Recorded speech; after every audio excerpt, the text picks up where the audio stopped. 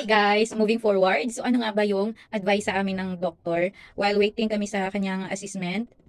Kasi 10 months to 12 months yung kanya pang assessment kasi nakapila pa kami. So while waiting, sabi ng doktor, much better na advice niya kami na mag-ongoing ng OT or occupational therapy. Mag-therapy po si Cornelius para ma-enhance, matulungan siya at magkaroon siya ng development sa kanyang um, development sa kanyang pinagagawa sa kanyang buhay. So, ayan. So, advice, OT. Then, advice siya na zero, as in zero, screen time. Kahit na TV man yan or cellphone or kung ano man. Basta screen time. Kahit isang minuto lang, bawal talaga siya.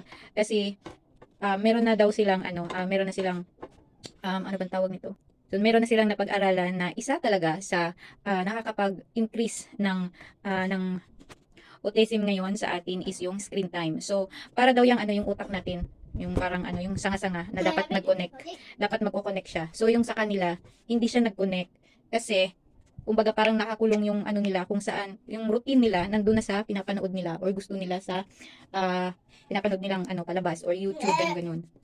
Kung kaya napapansin nyo, mas marami ngayon yung autism na mga bata. Kaya yung pila is napakahaba kasi kukunti lang sila yung mga doctor sa pediatric na sa developmental ng mga bata. So, talagang mahaba-habang pasensya yung kapag hihintayin mo.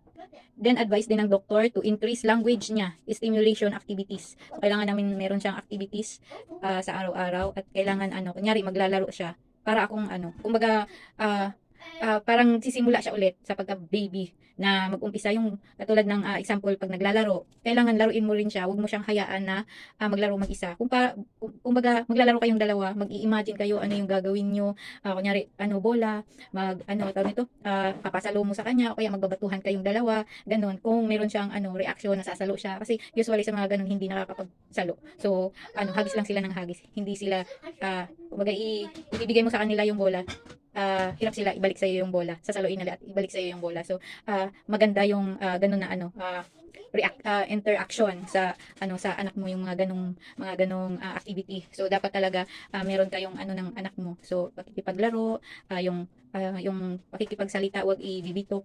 Although kami naman hindi ganoon, talagang kinakausap namin siya ng maayos. Yung adult talaga yung usap namin. Kaso talagang kahit anong namin, parang hindi niya naintindihan yung sinasabi namin. So, meron po siyang ganun. Then, lastly is avoid spoiling. So, yun yung sinasabi talaga sa amin din ng doktor. Kasi, pag may gusto siya, binibigay namin kasi ayaw na namin siya na mag-tantrums. Kasi, may times kasi na, tawag nito, may gusto siyang kuhanin, tapos hinindian namin, nagtantrum siya, nagwala siya. So, parang iniiwasan namin na ganun. Binibigay na lang namin, o kaya pinapabayaan na lang namin. Kunyari, cellphone, binibigay na lang namin. So, mali pala yun. Dapat talaga, stricto ka yun, stricto ka dapat sa rules mo na pag sinabi mong hindi, hindi pwede, hayaan mo silang mag-tantrums, magka-calm down din yan, katagalan. Hayaan mo lang sila. Basta ang importante, hindi nila masasaktan yung sarili nila. May times kasi kami sa amin, ganun din naman ako sa mga anak ko, panganay, talagang hindi namin tinutolerate o kaya pinapabayaan na, or kaya yung sinasabi na spoiled. Yung one time kasi, hindi namin nga binigay sa kanya, ang nangyari, sinasaktan niya yung sarili niya. So, doon kami natakot. Doon din sabi ng doktor na wag daw ganun. Lalo na pagka kunyari, papaluin namin. So, hindi ina-advise ng doktor na pinapalo. Kasi, ang nangyayari, pag pinalo namin siya, pinapalo niya rin sarili niya. Kaya, hindi din maganda. Kaya simula nung hindi namin ginagawa na sa kanya. Kaya parang naging spoiled siya. Kaya, kasi, sinasaktan niya yung sarili niya pagka, kumbaga, may times din, isang beses din, na may stick kami na ipapalo sa kanya. So, pag alam niya na parang galit na kami, kukuhanin niya yung stick, bibigay niya sa amin para paluin siya. So, may ganun siyang instinct. So, dapat hindi niya daw yun maano sa isip niya na ganun. So, imbis na ganun yung ginagawa namin pag may explain namin sa kanya kahit mag-tantrum siya. Tapos, mag-aano din naman siya, mawawala din sa kanya yung kung ano yung gusto niya. Parang, ngayon gusto ko, tapos mamaya wala na din. Ganun sila. So, wala silang, stable na, tawag nito, gusto ko yan, ganyan, gusto nila makuha. Wala silang ganun. So, yun po yung anak ko. So, hindi lahat ng autistic, may autism, same po yung namin. So, iba-iba bawat bata, iba-iba yung situation. Kaya po siya spectrum, kasi iba-iba. Kaya nahihirapan yung mga doctors, paano yung mga may autism kasi magkaiba po sila ng sitwasyon, magkaiba po sila ng mga ginagawa. So, yung iba nakakapagsalita, yung anak ko hindi, wala siyang communication. Hindi siya nagsasalita or nagsasabi na kahit na mommy water, o wala siyang ganun. Kuhanin niya lang yung kamay mo, iaabot yung tubig. O kahit na alam niya sabihin na water, wala siyang sinasabing ganoon. Or kaya gumagawa siya ng paraan. Maparaan po kasi si Cornel, gagawa siya ng paraan. Ayan nga ngayon, kumuha na naman siya ng itlog. So, ibig sabihin, ibibigay niya yun sa'yo. Ibig sabihin, papaluto siya ng itlog. So, So, yun lang kasi, papaluto na siya ng itlog. Ayan. Ay, may ubo. Ano yan? What's that? What's that? Huwag mong buksan. Eh, hindi pa yan luto. Ano to? Lulutuin?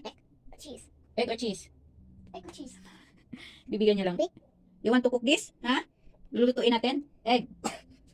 Pasensya na po, may sakit po siya ngayon, may ubo siya simula nung umuwi kami kahapon kasi mainit, tanghaling tapat kami umuwi kahapon. So, ganyan po siya pag nagkasakit ng pagka gagaling kami sa initan, parang na-absorb ng katawan niya yung init. So, asahan mo pagka nasa initan yan siya, asahan mo mamayang gabi, kinabukasan, lalagnatin na siya. So, yun. Tapos may kasama pa siyang ubo ngayon.